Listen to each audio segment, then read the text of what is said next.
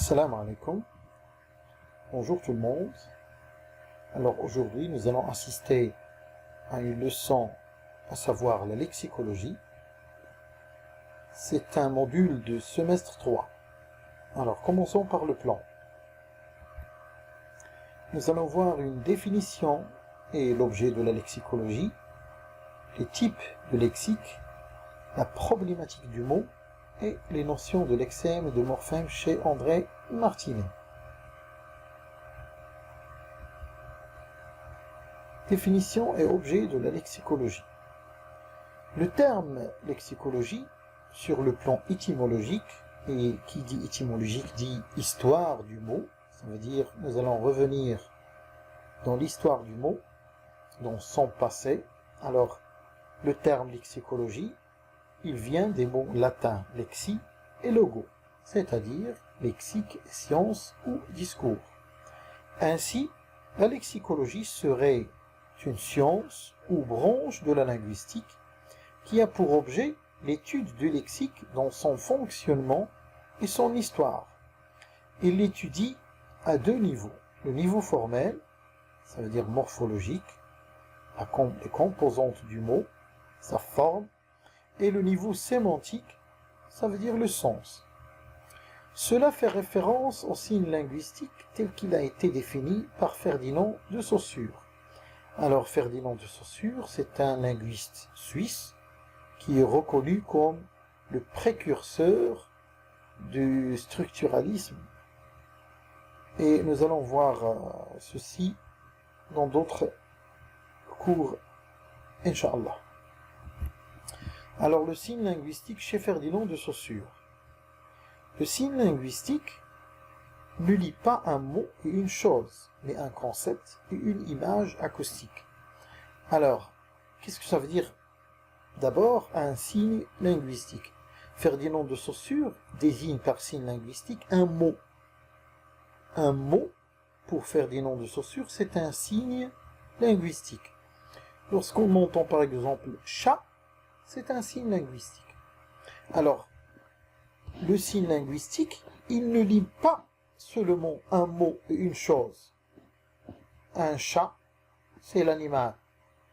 Ou bien une voiture, c'est cette automobile. Non, mais un concept et une image acoustique.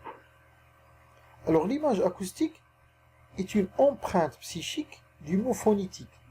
C'est ce qui reste dans la tête, au cerveau, quand on entend un mot. C'est ça l'image acoustique. Alors l'image acoustique est appelée signifiant.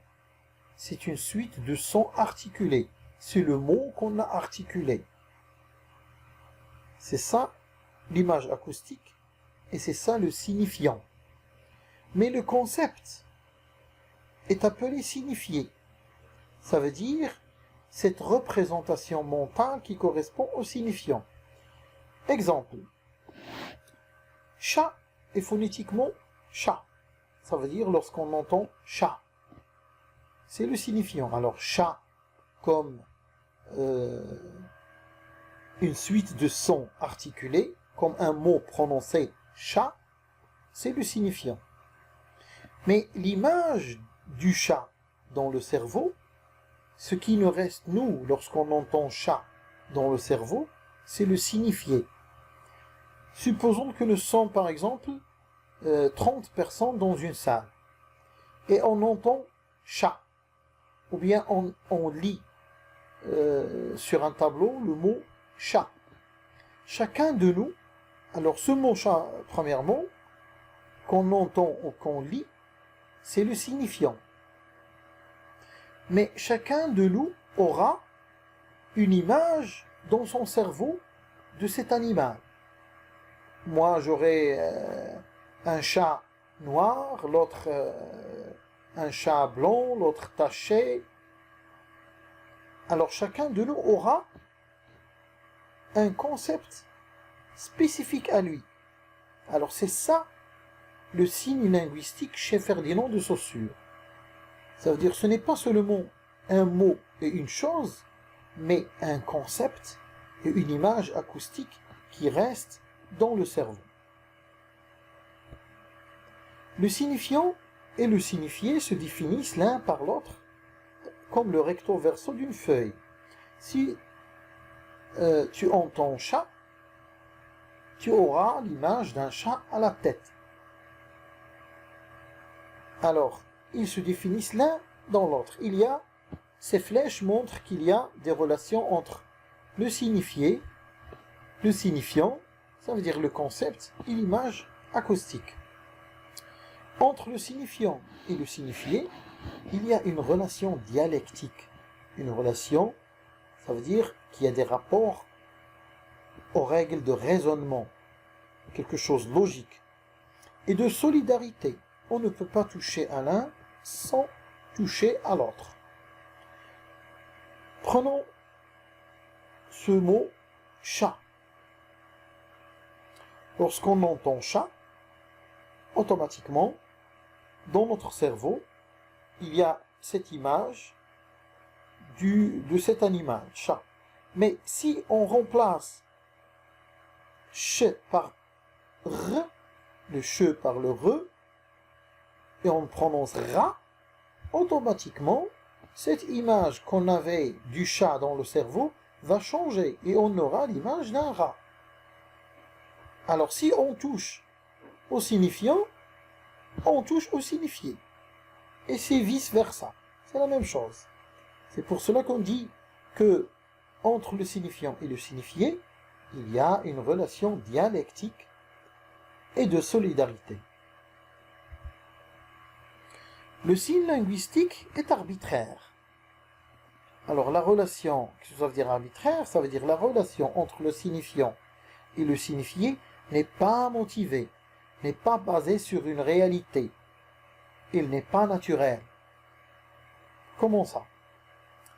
Par exemple, la première fois qu'on a donné à un œuf le mot œuf, nous n'avions pas une règle pour appeler cet œuf un œuf.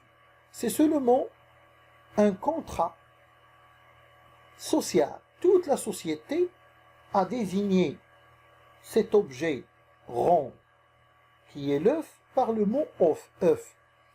C'est la même chose pour presque la totalité des objets. Mais selon Ferdinand de Saussure, il y a deux types d'arbitraire. Il y a l'arbitraire absolu ou sociologique. Ça veut dire que le signe n'a pas de référent. Il n'a pas une origine. Il est issu d'un contrat social. Par exemple, ce fruit rouge-là, on lui a donné ce mot pomme. On n'a pas dû se référer à quelque chose pour dire ce fruit c'est pomme. Non. On s'est mis d'accord pour lui donner ce mot. Et toute la société commence à utiliser le mot pomme pour désigner ce fruit rouge. Mais il y a un autre type d'arbitraire, selon Ferdinand de Saussure toujours, c'est l'arbitraire relatif ou linguistique.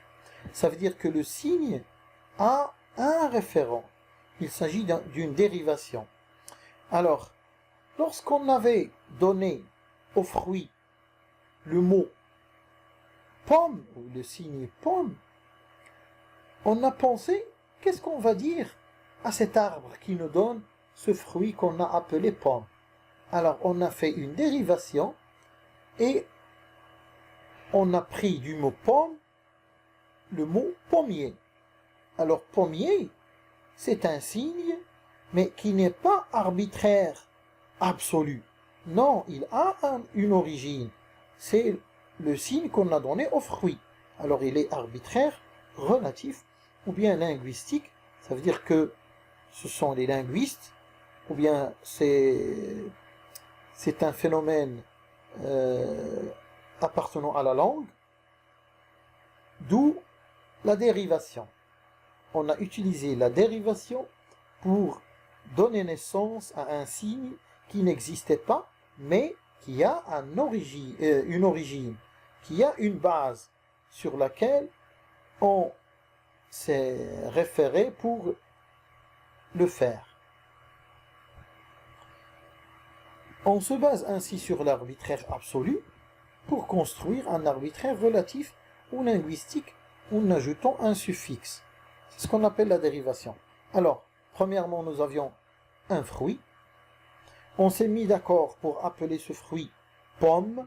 Alors, c'est arbitraire absolu ou sociologique.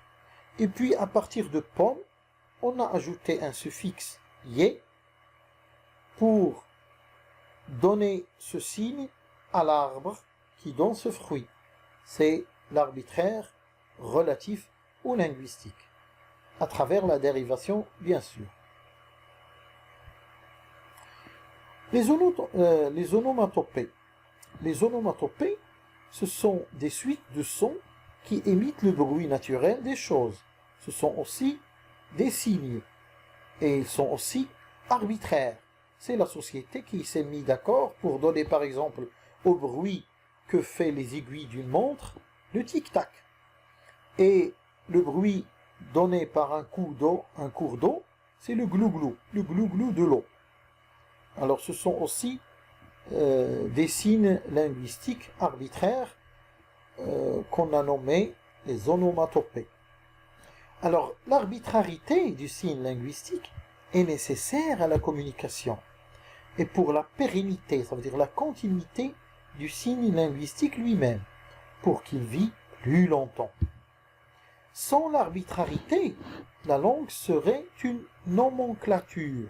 Ça veut dire, la langue serait un ensemble, ou bien une liste de mots, un ensemble d'étiquettes. À chaque mot, une chose, et chaque chose, un mot. De plus, on n'aura pas la diversité des langues, la synonymie, la polysémie. Par exemple, les Français disent pour désigner un chat, l'animal, la chose, ils disent chat. Mais pour les Arabes, ils ne disent pas chat, ils disent qet ou bien her. Pour les Anglais, cat. Alors, si on donnait à chaque mot, à chaque chose, un seul mot, la langue ne serait pas diversifiée. Il serait juste un ensemble de mots désignant des objets. Il serait une nomenclature. Et ça ne donnera pas une pérennité et une continuité de la langue et du signe linguistique lui-même. Alors la lexicologie étudie le lexique au niveau formel, ça veut dire la formation du mot, le signifiant. Quand on parle de la formation du mot, du formel, le niveau formel, c'est le signifiant. Et au niveau de la signification, le niveau sémantique, ça veut dire le signifié. Étant donné que le signe linguistique est composé du signifiant et du signifié. Alors la lexicologie va donc approcher le lexique à deux niveaux. Niveau diachronique et niveau synchronique. Pour ne pas rendre cette vidéo très longue, nous allons reporter le niveau diachronique et le niveau synchronique et même la problématique du mot pour une autre vidéo ultérieurement, Inch'Allah.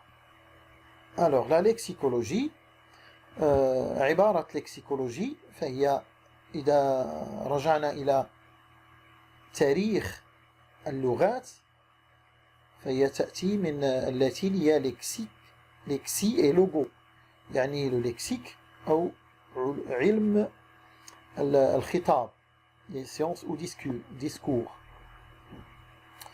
إذن وهكذا ستكون اللكسيكولوجي فهي علم أو مادة من مواد اللسانيات وهدفها هو دراسة اللكسيك دراسته من حيث اشتغاله يعني مهمته ومن حيث تاريخ وهي تدرسه من ناحيتين ناحية الشكل أو التكوين ومن ناحية المعنى. وهذا يحيلنا إلى le signe linguistique كما عرفه فرديناند دو سوسور. وفرديناند دو سوسور هو عالم لسانيات وأستاذ جامعي سويسري مشهور، وهو الذي خلق ضجة وجدد في مجال اللسانيات. Alors, le signe linguistique بالنسبة لفرديناند دو سوسور لا يربط كلمة بشيء، وإنما يربط مفهوم بصورة صوتية. عندما نسمع صورة كلمة فهناك تصورا ينبثق ويتجلى في مخيلتنا، فهذه الصورة هي أثر يبقى عندما نسمع كلمة معينة. فمثلا عندما تسمع قط فصورة القط ترتسم مباشرة في ذهنك. إذن هذه الصورة السمعية عندما نسمع هذه الكلمات المنطوقة يطلق عليها سينيفيون، والمقصود بها هو تلك المقاطع الصوتية التي تم النطق بها قط. والمفهوم الذي ارتسم لدينا يطلق عليه سينيفيي، وهو التمثل أو الصورة الذهنية التي ترسخت انطلاقا من سماعنا لتلك الكلمة. فمثلا كلمة قط أو شا صوتيا تنطق شا أو قط، هذا لو سينيفيون. ولكن الصورة التي ترتسم في ذهننا عندما نسمع كلمة قط هي لو سينيفيي. فإذا ربما مثلا كان 10 أشخاص أو 30 شخصا في قاعة معينة وسمعوا كلمة كلب، كل واحد سترتسم في ذهنه صورة معينة لكلب، وبالطبع ستختلف الصورة التي ارتسمت عند هذا الشخص في مخيلته عن الصورة التي ارتسمت عند الآخر. فهذا سيتخيل كلبا أبيض، والآخر أسود، والآخر مرقط، وهذا سترتسم لديه صورة مثلا كلب بوليسي، والآخر كانيش، وإلى ذلك. إذن لو سينيفيون أو الكلمة المنطوقة كلب كانت واحدة، ولكن التصور لو سينيفيي المفهوم الذي ترسخ عند كل واحد اختلف من شخص لآخر. إذن هذا هو تصور فرديناند دو سوسور للكلمة.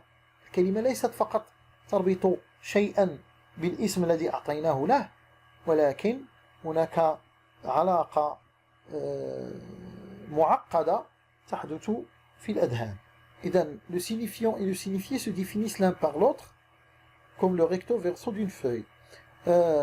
فرديناند دو سوسور يعتبر أن هذا le signifié et le signifiant يعني الكلمة المنطوقة والتصور الذي ترك في الذهن فهو مثل الوجهي الورقة ملتصقان، لا يمكن أن تذكر الأول دون أن يترسخ لديك الثاني، ولا يمكن أن تتخيل الثاني دون أن تتصور اسمه نطقا.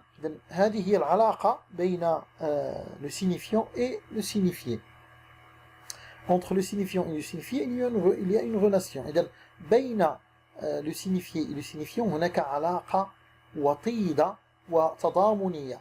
فبمجرد أن تغير ولو حرفا في le signifiant سيتغير le signifié. فمثلا تصور مثلا نأخذ هذا المعنى الموجود هنا شا، فكلمة شا بمجرد نطق بها تتصور قطا، ولكن إذا غيرت الش بالغ وقلت غ فتلقائيا أوتوماتيكيا تتصور فأرا أو جرذا. إذا بمجرد أن تغير لو سينيفيون يتغير جدليا وأوتوماتيكيا لو سينيفيي. هناك علاقة تضامن بينهما. Le signe linguistique est arbitraire. هنا Ferdinand de Saussure يرى أن الاسم أو le signe linguistique فهو اعتباطي، يعني ليس له أصل. عندما أطلقنا على فاكهة تفاح لأول مرة تفاحة لم يكن هناك أصل، لم تكن هناك قاعدة دفعت المجتمع إلى إطلاق كلمة تفاحة على هذه الفاكهة، وإنما كان اتفاق، مجرد اتفاق. ربما أطلقها الأول فقبل بها الآخرون، ومنذ ذلك نقول لهذه الفاكهة بوم. إذن هذا عندما يكون للكلمة التي أطلقت على الشيء ليس لها أصل، ليس لها منبع، فنتحدث عن arbitraire absolu ou bien sociologique. ولكن أطلقنا على فاكهة التفاحة تفاحة، ثم بدأنا نتساءل ماذا نسمي هذه الشجرة؟ فقلنا لا بد أن نعطيها اسما متصلا بكلمة تفاحة، فأعطيناها شجرة تفاح أو بوميي. إذن هذا بوميي لها أصل اللي هو بوم، كان عندنا كلمة بوم ثم منها استخرجنا بوميي.